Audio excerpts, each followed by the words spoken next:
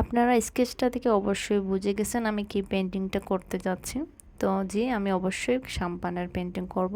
তো কিছুদিন আগে আমি কক্সবাজার গিয়েছিলাম, অনেক অনেক সাম্পানের ফটোগ্রাফি করা হয়েছে।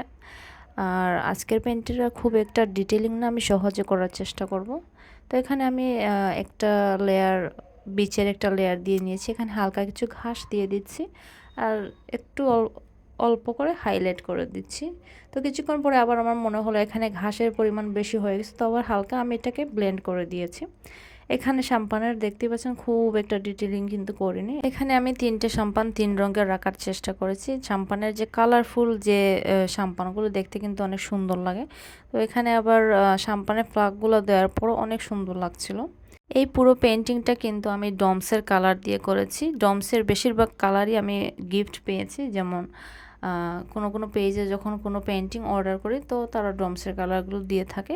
আর প্রথম আমি এগুলো খুব একটা ইউজ করতাম না, বাট ইদানিং কিন্তু ডমসের কালারগুলো পেপারে যখন করতেছি খুব ভালো লাগতেছে। তো এই ছিল পুরো পেইন্টিংটা। সবাই ভালো থাকবেন। আল্লাহ হাফিজ।